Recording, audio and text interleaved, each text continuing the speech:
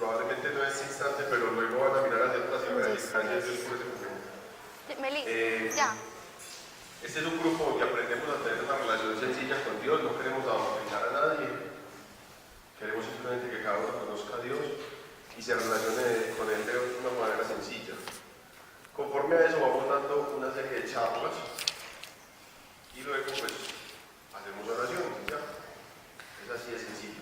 En este momento estamos con el tema del carácter de Cristo, imitando a Cristo, la verdad no me acuerdo, qué pena con ustedes. Y la charla, imitando a Cristo. Gracias, imitando a Cristo. Y la charla de hoy se llama, así, el carácter de Cristo. Hoy los dejo con Manuela. Gracias. Hola a todos, ¿cómo están? Bueno, los invito para que hagamos una oración, para empezar este momento, para encomendárselo al Señor. Sabemos que es omnipresente y que está acá, y más cuando hay hijos de Él, hablando de Él. Entonces pongámonos en disposición. Espíritu Santo, toma el control de este lugar, de las personas acá presentes, de sus corazones, de mi corazón, de mi boca, de todo lo que salga de acá, de todo lo que me has enseñado, sea transmitido fielmente conforme a tu voluntad. Espíritu Santo, que seas tú hablando y poniendo en cada corazón lo que tú necesitas que sea puesto. Yo bendigo cada una de las personas que hay acá en el nombre de Jesús. Bendigo este lugar, quienes aquí trabajan, a quienes no pudieron venir y a las familias acá representadas. Espíritu Santo, toma tú el dominio y que esto sea para la gloria tuya, Señor. En el nombre de Jesús, amén. Bueno, me gusta comenzar contando un poquito de mi testimonio porque mucha gente no me conoce, yo tampoco los conozco. Y aquí no se trata de que va a hablar un conferencista o alguien que tenga unos méritos o haya estudiado algo. Las personas que nos paramos acá es porque hemos conocido a Dios, un Dios real. Y yo les puedo decir, se los he dicho muchas veces a los que ya me han escuchado, que yo conocí a Dios acá en esta columna.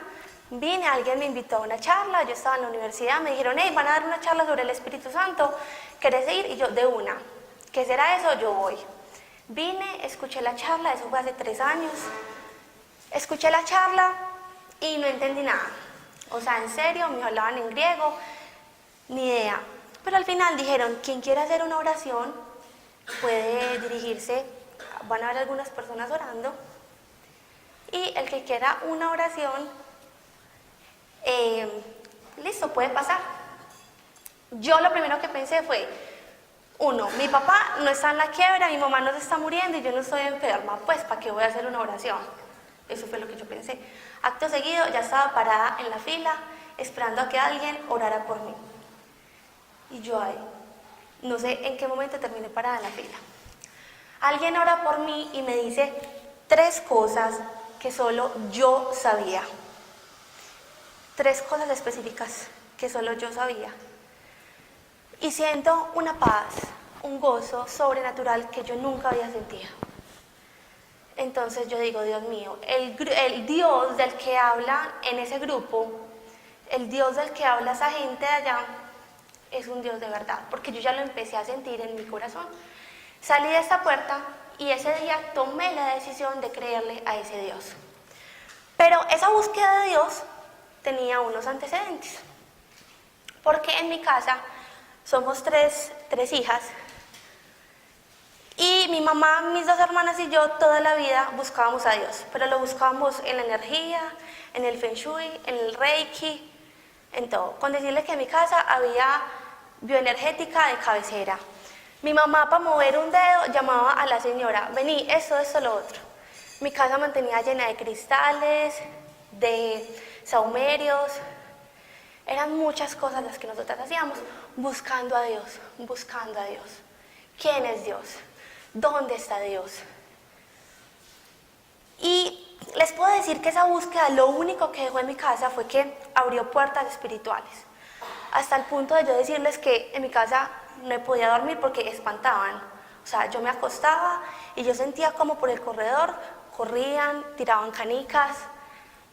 Yo me metía al baño y estaba sola en la casa y me llamaban. Cosas así. Durante muchos años, les estoy hablando más de 7 años. Y en mi casa siempre hubo un movimiento espiritual muy maluco.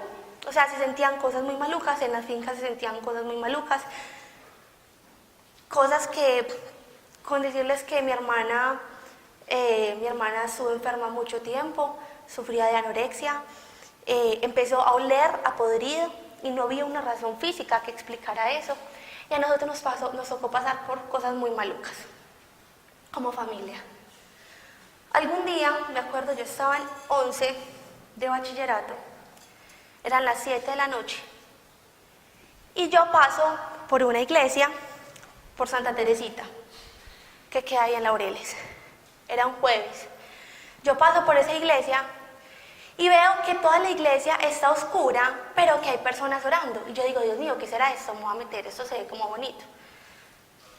Entré y toda la iglesia estaba oscura. No sé si alguien ha ido a una hora santa. En la hora santa lo que hacen es que adoran el Santísimo, toda la iglesia está apagada y lo único que están haciendo es adorando a Jesús. Yo no tenía ni idea. Yo lo único que hice fue que al sentir como eso tan bonito, yo me arrodillé y miro a un crucificado que hay allá al fondo de la iglesia. Esa iglesia es gigante. Quien la conoce sabe que es muy grande. Yo miro al crucificado y le digo, mira, yo no sé, Jesús, si tú en verdad eres Dios. Yo no sé si tú eres Dios porque tantas teorías, todo lo que nos enseñan, todo lo que uno lee, todo lo que uno experimenta.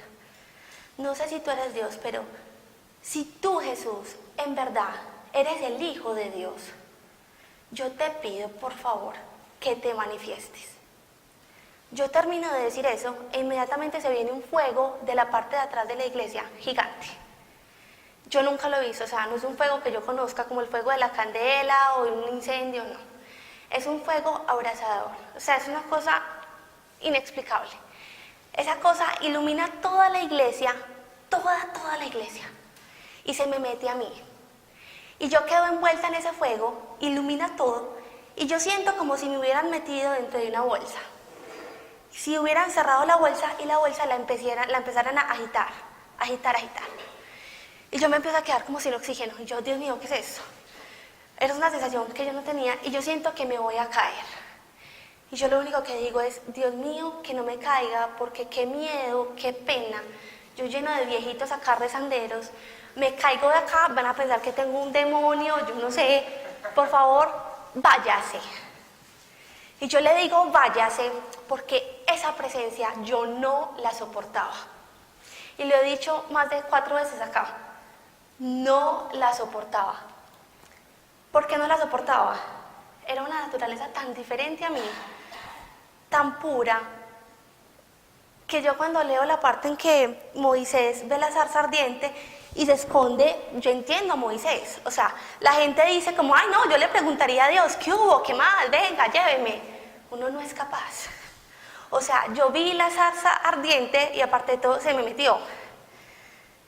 Y lo único que yo quería era que se fuera, porque era una sensación tan excitante como tan sobrenatural, pero era algo muy indescriptible que yo no conocía y que yo sentía que eran naturalezas diferentes, que yo no era compatible con eso que yo estaba viviendo. Cuando yo le digo a ese fuego, sálgase por favor, el fuego se empieza a disipar y todo vuelve a la normalidad. Yo miro alrededor y todas las viejitas siguen intactas, todo. Vuelvo la mirada al crucificado y le digo, wow, Jesús, tú eres el Hijo de Dios. Hoy me doy cuenta que eres el Hijo de Dios. ¿Por qué les digo esto? Porque vivimos en Colombia, un país católico, donde desde el colegio nos están enseñando eso. Pero la buena nueva no se nos puede hacer paisaje. O sea, lo que pasó hace 2017 años es verdad. Y yo me di cuenta ese día, cuando estaba en 11, que lo que había pasado hace más de 2000 años es verdad. y no se nos puede volver paisaje. Yo me di cuenta que la cruz no es una historia normal, una historia de las que uno lee en el colegio, ni que se da en clase de religión. La cruz es algo que pasó de verdad. Bueno, yo ese día salgo súper conmocionada. Llamo a mi hermana y le digo, no, mira lo que me pasó, es que esto es impresionante, Dios existe, aparte de que existe Jesús, lo de Jesús es verdad. Nos ponemos a llorar y hasta ahí llega la cosa. Sí, existe, es verdad, pero mi vida seguía normal. Sí, sé que existe Dios, sé que Jesús es el Hijo de Dios, pero mi vida seguía normal. Hasta que llegué acá, eso fue por ahí 2 años después, llegué acá y ya me di cuenta que ese Dios, Jesús, sí era más que verdad y tomé la decisión de seguir a ese Dios. Decisión que no había tomado cuando me pasó lo de la iglesia. Simplemente me pasó y yo seguí con mi vida. Pero cuando yo vine acá, tomé la decisión de seguir. ¿Qué pasa después? He conocido un Dios que te da dones, te da talentos, tiene propósito contigo, hace milagros diarios en tu vida, desde la cosa más grande hasta la cosa más pequeña. Desde el milagro de hace 20 días, saber que quedó malo un trabajo que habíamos hecho de la universidad súper largo y por un error en un sistema no iba a salir bien y decirle a Dios, Dios mío, haz de que este aparato funcione para que el trabajo quede bien hecho, un computador, y Dios, yo no sé, lo funciona, o sea, hace que eso funcione para que la nota salga buena, hasta que a mi casa llegó una multa de 9 millones de pesos de una cosa de mi papá. Y yo, papi, ven y vamos a orar por eso, o sea, Dios puede pagar eso, no te preocupes. Y mi papá, listo, de una, venga, oremos, oramos, y a los meses llega una carta que dice, no, señor José Fernando, no le vamos a cobrar nada, simplemente es una amonestación. ¿De cuándo acá el gobierno perdona multas diciendo que no va a cobrar y que es una amonestación? O sea, les estoy diciendo que yo tomé la decisión de seguir a Dios y uno ve cómo la vida cambia y cómo el espíritu da fruto. De que he orado por personas en el trabajo que tienen un dolor intenso y se sanan y infinidad de cosas. Les conté mi testimonio, abuelo de pájaro, porque me gusta que entendamos que aquí no está parado alguien especial o alguien que te va a dar una charla de propósito o de coaching.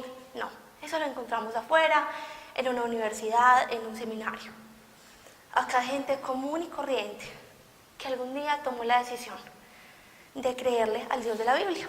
Y hoy, ahora sí, vamos a hablar del carácter de Cristo. El carácter de Cristo. Les voy a leer esto y me dicen qué piensan. ¿No saben ustedes que ser amigos del mundo es ser enemigos de Dios? Cualquiera que decide ser amigo del mundo se vuelve enemigo de Dios. Eso está en Santiago, capítulo 4, versículo 4. Lo voy a volver a leer, porque si algunos de ustedes son como yo, sin duda no presto atención. ¿No saben ustedes que ser amigos del mundo es ser enemigos de Dios? Cualquiera que decide ser amigo del mundo se vuelve enemigo de Dios. Eso está en Santiago, capítulo 4, versículo 4. ¿Alguien sabe algo de este pasaje?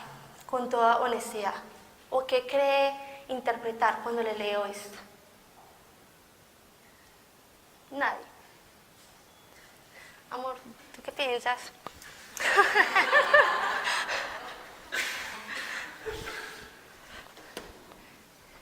Es de verdad, ¿qué piensas? El mundo es diferente a Dios. Uh-huh. Todos los pensamientos del mundo y todas las cosas que hay en el mundo son tan distintas a Dios que uno no puede estar con los dos. Exacto. Gracias, Meli. Eso hace una mejor amiga. Estoy muy emocionada dando esta charla.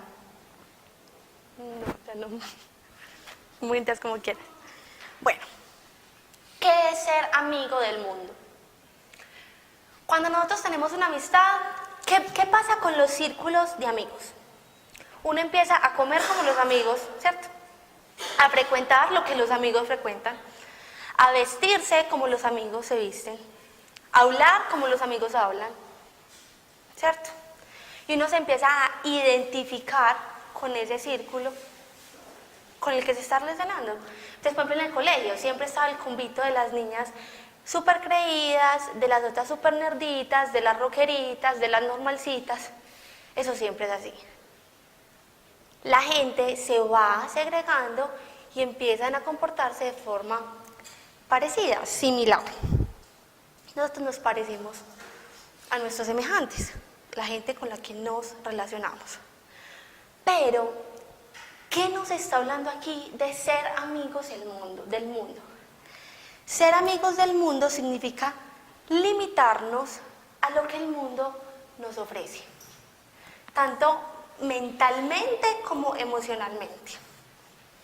Ser amigos del mundo significa deleitarnos con lo que el mundo nos ofrece. Ser amigos del mundo significa, y ojo con esto, ser amigos del mundo significa ante todo vivir en función de lo que el mundo nos ofrece. Entonces, ¿el mundo qué te ofrece?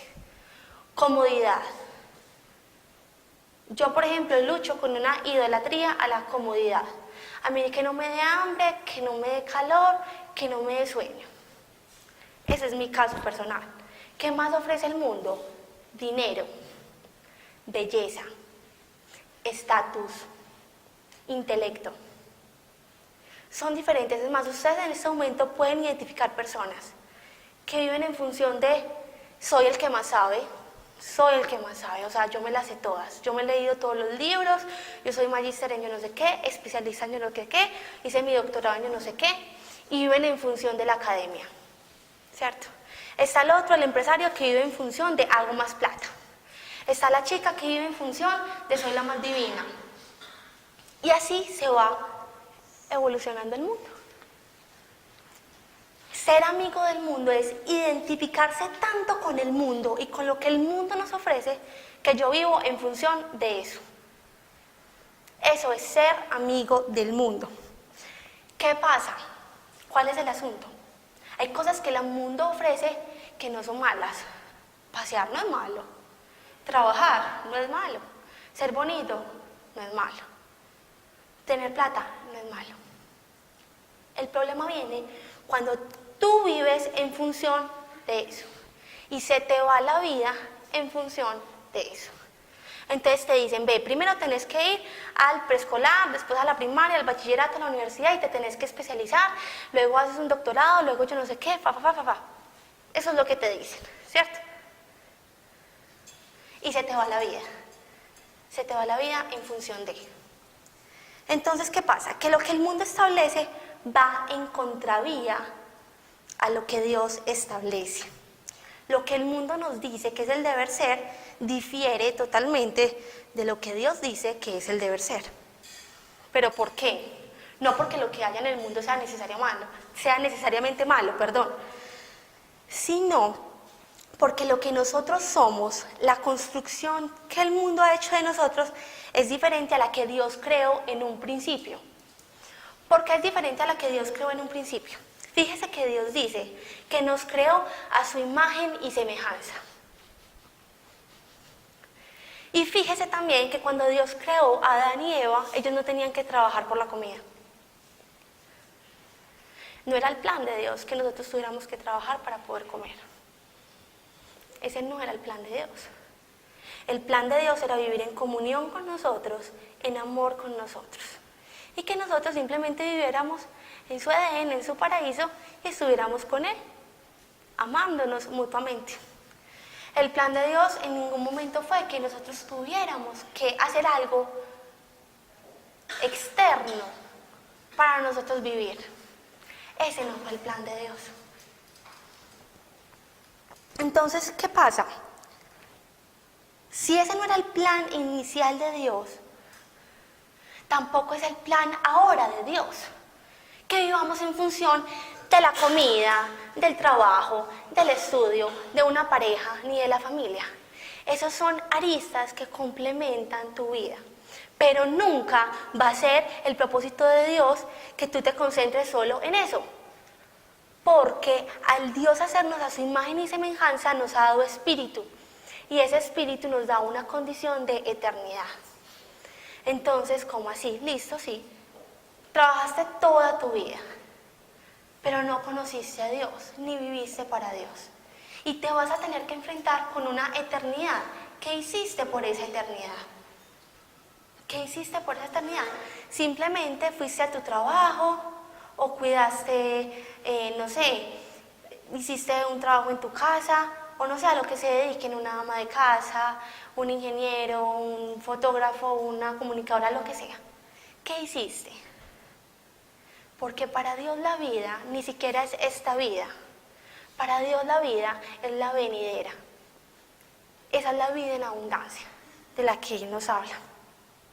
Entonces, cuando nos dicen que cualquiera que decide ser amigo del mundo se vuelve enemigo de Dios, no quiere decir que cuando somos amigos del mundo entonces nos volvemos en el blanco de ataque de Dios. O sea, este es mi enemigo. Este que solo piensa en las cosas del mundo es mi enemigo. No, no es que nos volvamos en el blanco de ataque de Dios, sino que vamos en contravía de lo que Él inicialmente quiso para nosotros y desfiguramos nuestra existencia. El verdadero sentido de nuestra existencia lo desfiguramos. ¿Qué pasa entonces? Y aquí quiero que miremos algo. Que bueno, estamos un poco desfigurados porque estamos en un mundo en el que hay que desenvolvernos. Tenemos que prepararnos, tenemos que ir a trabajar porque tenemos que comer. Queremos descansar, entonces ahorramos para ir a pasear. Queremos tener un hijo, entonces nos casamos y el matrimonio y la rutina, bla, bla, bla, bla, bla. ¿Qué pasa entonces? Si tenemos la fortuna de que alguien nos hable de Dios y de indagarnos por Dios, entendiendo a Dios como el Padre de Jesús y a Jesús como Dios, porque afuera nos venden muchos dioses, sino entendiendo claramente que Jesús es Dios, a Dios le toca venir a quitar todas esas capas de tu corazón que el mundo te ha metido. Hacerte de cuenta que es una cebolla, que el corazón es una cebolla y que vos le vas a empezar a quitar capas. Le vas a empezar a quitar capas. Yo me acuerdo que alguien oró por mí en el retiro pasado, que fue en mitad de año, y la persona me decía: veo tu corazón y ahí es como una cebolla, es una cebolla. En el momento en el que tú me conociste, o sea, era Dios hablando, en el momento en el que tú me conociste, Manuela, yo quité unas capas inmediatamente, yo quité unas capas, yo sé qué capas quitó. ¿Qué capas quitó? Por ejemplo, la dependencia afectiva, que como las mujeres, para nosotras es muy común que necesitemos una aprobación masculina. Y eso genera dependencia afectiva. Eso fue una cosa que a mí Dios me quitó inmediatamente. O sea, yo conocí a Dios y yo dije, pucha, si me muero soltera me morí y me importa así. Eso Dios lo quitó. No lo hace con todo el mundo de una, no lo hace. Pero eso fue una capa que Dios quitó de mí así. Me dijo también en esa oración: estoy quitando otras capas y voy a quitar más. Yo sé qué capas está quitando en este momento. Sé cuáles ya quitó. Y estoy más o menos tratando de mirar cuáles son las que quiere quitar. Entonces, eso es lo que le pasa, que llegamos donde Dios, y llegamos como con una cebolla, y a Él le toca empezar a quitar las capas que el mundo ha puesto. Entonces, digamos, hay gente que tiene capas en el sentido de que piensan que su valía la tienen en la belleza, o lo que les decía ahorita, en el intelecto. Soy conforme a lo que sé, o lo que me he preparado, que pasa mucho. Si tú te vas ya para la universidad, ser ateo es un orgullo.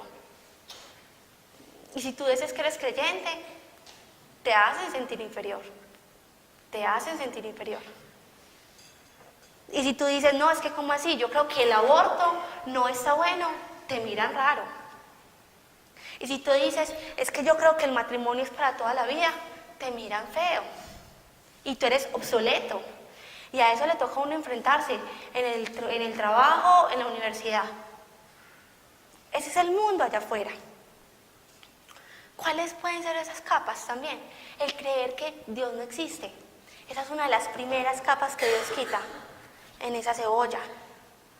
O pueden haber otras capas que se forman dependiendo de nuestras experiencias. Si viviste en escasez, una capa, creer que solo te vas a alimentar si trabajas arduamente y que Dios no te puede regalar un mercado. El que no trabaje no come. Eso puede ser una capa, que Dios va a querer quitarla y te va a proveer un mercado, si es el caso. Todas esas son capas que van tergiversando la verdad. Entonces, para poder que lo que hay adentro de esa cebolla brille y ya no huela a cebolla, no sean un montón de capas, hay que dejar que Dios entre a quitar esas capas y haga su proceso, que remueva todo lo que haya que remover, para que lo que verdaderamente importa, que es el espíritu, pueda brillar. ¿Por qué es lo que verdaderamente importa? Porque es lo que es eterno. Y es a lo que estamos llamados en semejanza a Dios. O sea, lo que nos hace semejantes a Dios es nuestra condición espiritual. Tenemos espíritu. Dios no dijo, ve, perro, te hago a mi imagen y semejanza. Canario, te hago a mi imagen y semejanza. No. Ellos no son imagen y semejanza de Dios. Somos nosotros porque tenemos la condición de tener un espíritu que Dios hizo para conformarlo a Él, para ser unos con Dios. Entonces, esa brillada y esa quitada de capas duele. Y esa brillada y esa quitada de capas se llama la formación del carácter. Es un proceso que Dios va a querer hacer contigo. Formar el carácter. Entonces, un ejemplo. El ateo que no cree y ya se dio cuenta, juepucha, Dios sí cree, he estado engañado durante 50 años. Dios existe porque me hizo este milagro, tuve este sueño, tuve esta manifestación, ¿cierto? Dios va a empezar a pulir el carácter. Y todas esas cosas que leíste, que alguien te dijo, esas fortalezas mentales que te creíste, Dios las va a ir quitando. Y eso duele. Eso duele. Entonces, Dios necesita formar el carácter para que nos parezcamos a Él. Para volver al principio, que como éramos en un principio, a su imagen y semejanza. O sea, a Él le toca limpiar la cebolla, quitar eso para poder que volvamos a ser como en el principio, a su imagen y semejanza. ¿A alguien le ha pasado que va en el carro y alguien se le atraviesa? Y le da mucha rabia. Y le da mucha rabia. Y le da mucha rabia. Y entonces uno dice, este tipo, y no mira si es hombre, si es mujer. Yo soy una de las que digo, es que tenía que ser mujer. Es que las mujeres... Y yo le digo a Daniel, ¿sí ves? Mira, es una mujer. Es que yo te dije... Entonces, cuando uno le da ira mala y uno le vuelve a tirar el carro, uno sigue con esa ira. Y así vos le tires el carro, a uno se te quita la rabia, antes te da más. Y empiezan a correr una carrera y se van por la regional, hasta que llegue a San Diego. Y sigue con esa rabia. Y esa rabia, usted puede llegar a la casa y puede seguir ya acelerado. Bueno. O también has hecho la contraria, que alguien se te tira y vos decís, qué pesar, de más que iba de afán. ¿Alguien ha hecho eso? ¿Alguien ha hecho eso? Mentiroso. Así, sí, amor. ¿Alguien ha hecho eso? De decir, qué pesar, de más que iba de afán. No. Sí.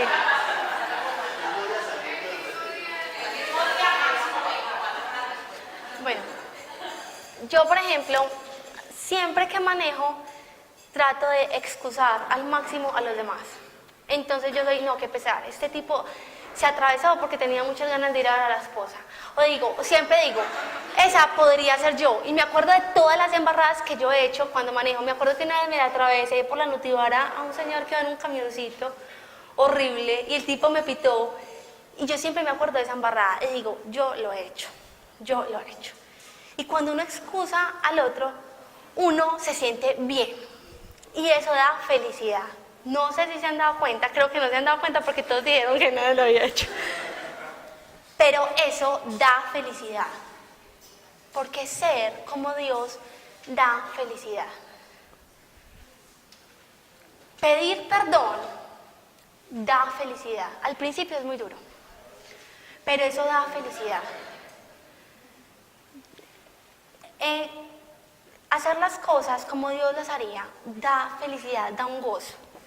Da un gozo que aunque físicamente sea más difícil, eso da felicidad. ¿Por qué? Porque es que a eso estamos llamados. Usted acá no está llamado a madrear a todo el mundo, a creerse el tránsito de Medellín, ni a regañar a todos los de su empresa con cuanto vocabulario obsceno se le atraviese. No, usted no está llamado a eso. No saque excusas, que usted no está llamado a eso. Usted está llamado a ser como Jesús. Usted aquí no está llamado ni a ser el gerente, ni a ser la supermamá, alcahueta o no alcahueta, ni a ser la supermodelo. Usted está llamada a ser como Jesús. Y en la medida en que tú seas como Jesús, te vas a realizar como persona. Te vas a realizar como persona. Miren, este semestre yo me voy a graduar en diciembre de la universidad. Si Dios quiere, mejor dicho. Ay, cállate. No, tienen que orar por mí, lloraría todos los días si no me gradúo. Entonces, vea pues, yo me voy a graduar y justamente estoy trabajando. Entonces mi vida era súper buena porque yo me levantaba según la clase. Entonces clase de 10, yo me levanto a las 8. Clase de 2, yo me levanto a las 10. Llego a mi casa, duermo, hago los trabajos cuando yo quiera.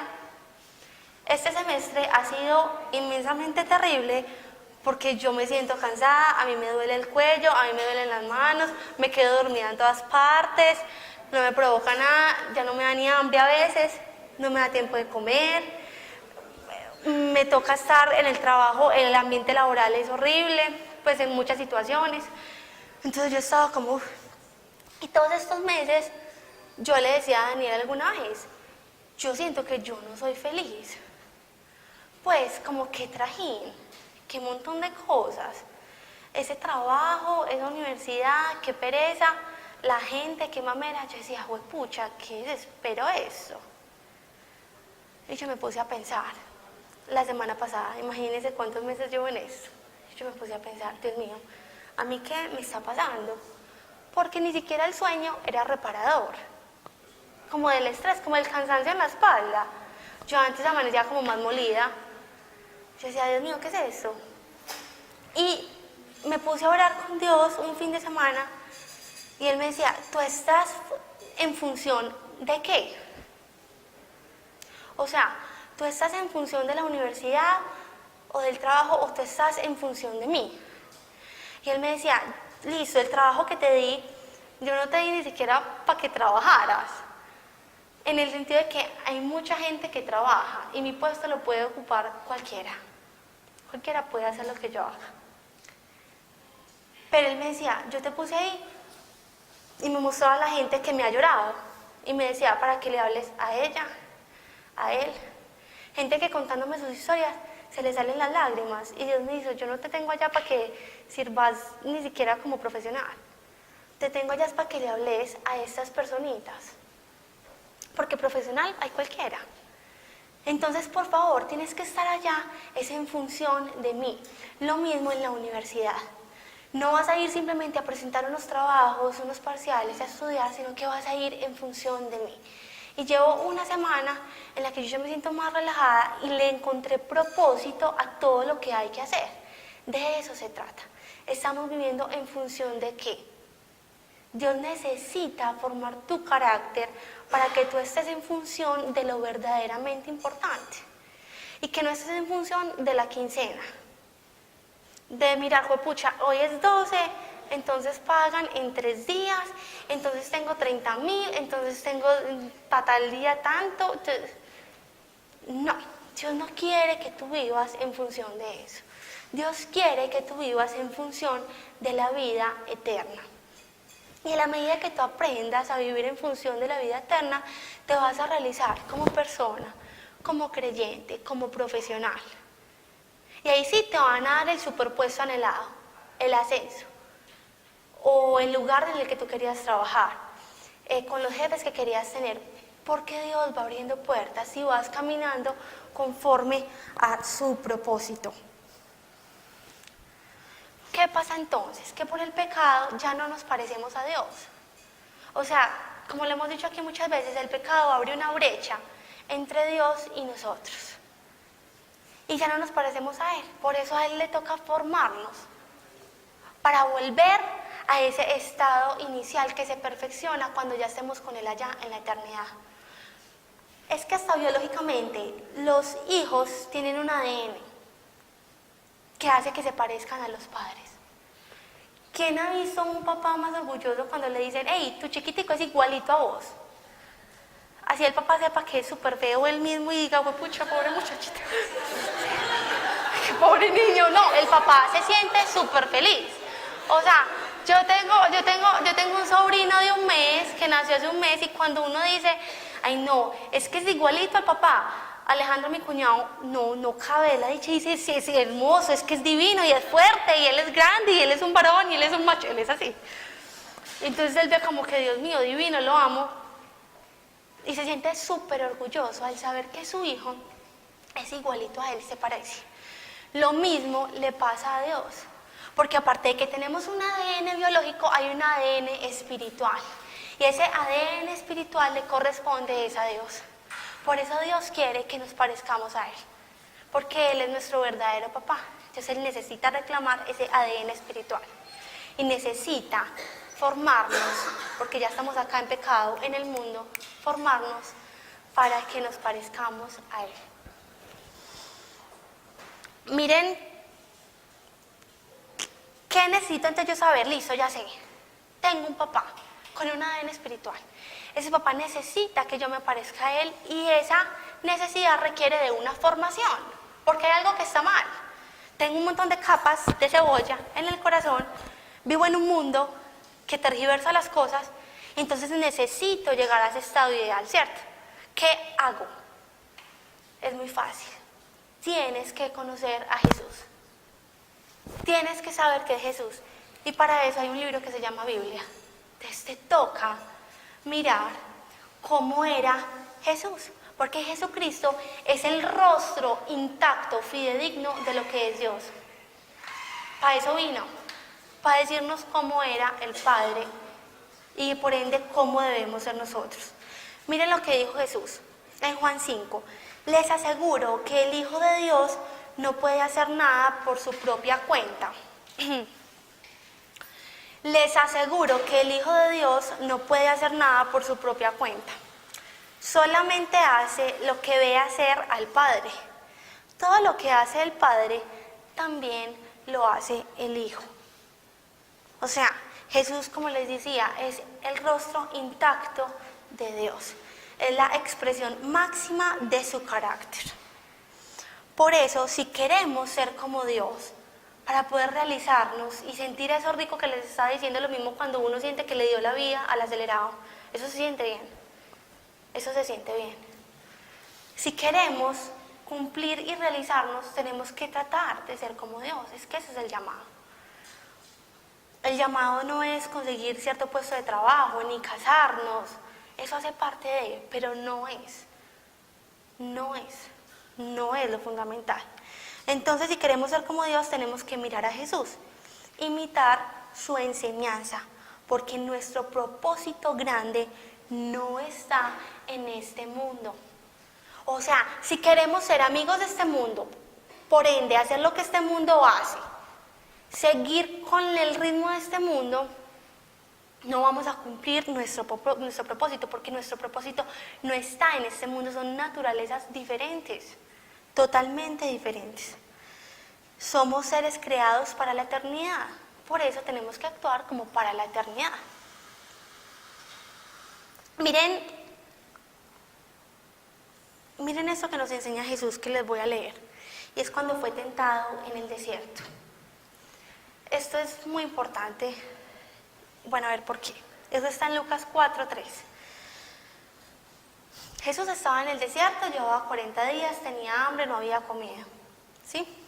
Entonces el diablo le dijo: si de veras eres hijo de Dios, oiga, si de veras eres hijo de Dios, ordena a esta piedra que se convierta en pan. El diablo sabía las circunstancias de Jesús, sabía que llevaba 40 días en el desierto sin comer y que tenía hambre. Entonces, primero lo tentó con lo más básico. No, pues llenémosle la barriga, tiene hambre, venga para acá, mijito, dígale a esta piedra que se convierta en pan. Si de veras eres el Hijo de Dios. Jesús le contestó: la Escritura dice, no solo de pan vivirá el hombre. Luego el diablo lo levantó y mostrándole en un momento todos los países del mundo, le dijo: yo te daré todo este poder y la grandeza de estos países, porque yo lo he recibido y se lo daré al que quiera dárselo.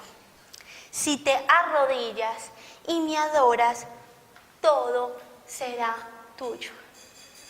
La pregunta aquí es: ¿tú te arrodillas ante qué? ¿Qué es ese algo que tú haces que vivas en función de eso? ¿Tus ideales de estatus? ¿O tu ideal de cómo quiero tener el cuerpo? ¿O el sexo? ¿Tú te arrodillas ante el sexo? O sea, si acá llega una vieja en pelota, en bikini, divina, con un bronceo espectacular, o sea, acabo de llegar de Miami, ¿cuál bronceada así divina, espectacular? ¿Cuál es tu decisión? ¿Cuál es tu decisión? O si el día de mañana te piden algo en tu trabajo, que tú sabes que no va conforme a los principios de Dios, pero tú te quedas por ese salario,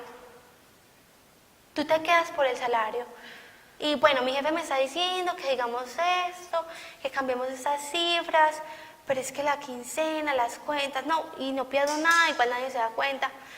¿Ante qué te estás arrodillando hoy? Porque a Jesús, el Hijo de Dios, le mostraron todos los reinos. El diablo le dijo: si te arrodillas y me adoras, todo será tuyo. Pero Jesús le contestó: la Escritura dice, adora al Señor tu Dios y sírvele solo a Él. Después el diablo lo llevó a la ciudad de Jerusalén, lo subió a la parte más alta del templo y le dijo: si de veras eres el Hijo de Dios, tírate abajo desde aquí. Porque la Escritura dice, o sea, el diablo se sabe la Escritura, y le dijo, porque la Escritura dice, Dios mandará a que sus ángeles te cuiden y te protejan, te levantarán con sus manos para que no tropieces con piedra alguna. El mismo diablo le dijo: tírese, igual usted es el Hijo de Dios supuestamente. Entonces, ¿qué va a hacer Dios? Va a enviar los ángeles con alitas para que no lo dejen caer. Te puedes tirar. Jesús le contestó: también dice la Escritura, no pongas a prueba al Señor tu Dios. Cuando ya el diablo no encontró otra forma de poner a prueba a Jesús, se alejó de él por algún tiempo. ¿Vieron lo que pasó en la última tentación? En la primera le dijo primero: cómase un pan. O sea, empezó como por la más débil. Uno dice: bueno, me aguanto el hambre, ¿cierto? Digamos, puede pasar. La segunda le dijo: te ofrezco todos estos reinos. Yo creo que yo ahí caigo. Yo digo, no. Sí. Pero en la tercera le dijo: tírese. Tírese. La tercera atentaba contra la vida de Jesús.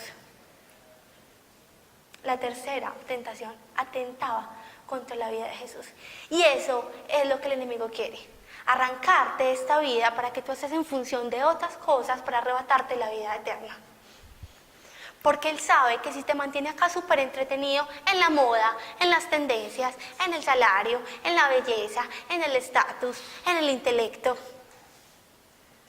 se te va a ir lo verdaderamente importante, que es lo que está allá. Quiere arrebatarte la vida eterna y lo quiere hacer acá. Por eso en la última tentación era, tírese, que Dios le va a mandar al angelito. Pero Jesús obviamente le dijo, no. En la escritura también dice, no pongas a prueba a tu Dios. Y Jesús pasó la prueba. La pregunta es, nosotros también tenemos que pasar la prueba. Entonces, ¿qué pasa? Jesús sabía quién era. Jesús sabía que era el Hijo de Dios. Por eso la pregunta de Satanás empieza, si de veras eres Hijo de Dios, poniendo en duda la identidad, tú también tienes que saber quién eres en el momento en que decides creer en Jesús. Hay que saber quién eres. Miren, a mí qué me pasaba cuando yo no conocía a Dios. Yo no sentía que yo perteneciera a ninguna parte del mundo. O sea, yo iba al colegio y yo decía, Dios mío, yo no soy ni de las creídas, ni de las ñoñas, ni de las nerdas, ni de nada con quién voy a salir. Tampoco me provoca estar en esa biblioteca como un ratón leyendo. O sea, ¿qué voy a hacer? No me gusta tampoco el rock, no soy tampoco como para operarme todo, como para hacer de las posticias. Yo decía, Dios mío, ¿a qué pertenezco? O sea, en serio, a mí me provocaba como desaparecer en el momento del descanso. Yo no sabía yo a dónde pertenecía. Lo mismo en la universidad. Yo decía, Dios mío, ¿eso qué es? Eso, la gente vive en función de un montón de cosas, pero a mí eso no me llena. Y a mí ese vacío en el corazón, Dios me lo quitó. Inmediatamente yo tomé la decisión de creerle. A mí se me quitó. ¡Tan! ¿Eso cómo se llama? Identidad. O sea, a mí Dios me dijo, vea, le voy a dar una cédula con este número, con este nombre. Y acá hay unas características suyas. Manuela Velázquez, Medellín, Antioquia, 170, fecha de expedición, yo no sé qué. Usted es esto, esta cédula es esto. Dios me puso un sello. Yo hasta el día en que tomé la decisión de seguir a Dios, dejé de sentir ese vacío como de, ¿para dónde voy? No sé quién soy, no sé para dónde voy. Que es horrible, esa crisis existencial es horrible. Creámosle a Dios que Él tiene una cédula para todos nosotros. Entonces nosotros también tenemos que saber quiénes somos y para dónde vamos. Por eso actuamos conforme a ese llamado. No actuamos conforme a lo que estamos viviendo acá, sino conforme a ese llamado. Nosotros no trabajamos solo para el pan. No trabajamos solo para el pan, sino que trabajamos al servicio de Dios. Incluso en nuestros puestos de trabajo, es al servicio de Dios. Nosotros no vivimos en función de las riquezas y el poder, sino que debemos ser como Jesús, porque nuestro reino, así como el de Él, no es de este mundo. O sea, a eso venimos con el que quiera ser amigo de este mundo, perdió el año. Pelado, no estás preparado entonces para el que viene, porque es que acá, en serio, es que no cuadra, son naturalezas diferentes. Tienes que tomar una decisión. ¿Te la juegas acá por lo que hay allá o nada? Apague y vámonos, como diría alguien muy paisa. Entonces,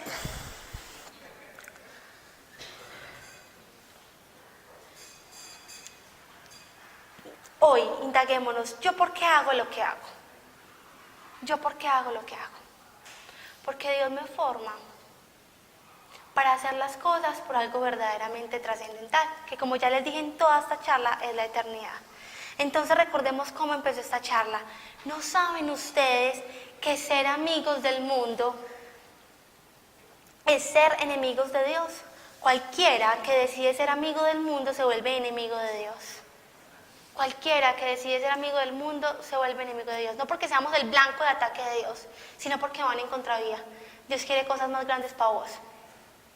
Dios quiere no solamente darte el pan, sino la ancheta completa. Dios te quiere dar más. No te conformes con lo que te están ofreciendo acá. No te conformes con lo que te están ofreciendo acá. Dios quiere más. Entonces fíjese en la palabra, decide. O sea, Él nos está diciendo, quien decide ser amigo del mundo. Y con esto termino. Fíjese en la palabra, decide. Ahí está la formación del carácter, porque tú y yo decidimos si vamos a vivir en función de qué. Mire, quien decide, o sea, diariamente tomamos la decisión, y las decisiones que una persona toma son la muestra de su carácter.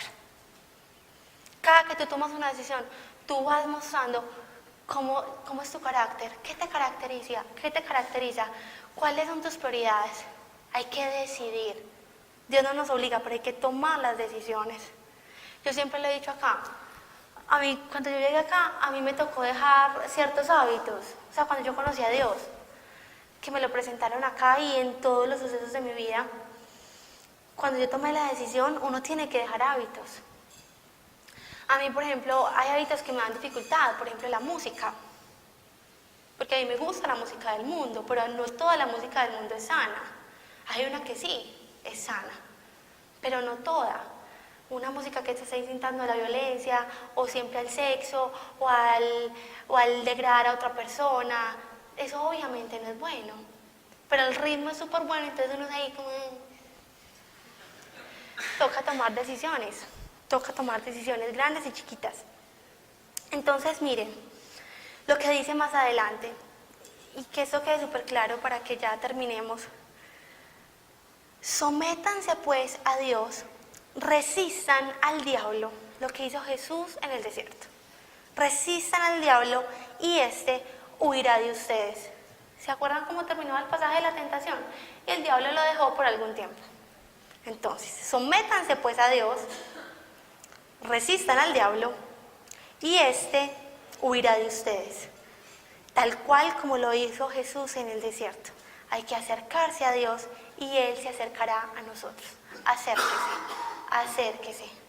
Acérquese a Dios y Él más va a estar cerca de ustedes. Ojo, purifiquen sus corazones ustedes que quieren amar a Dios y al mundo a la vez.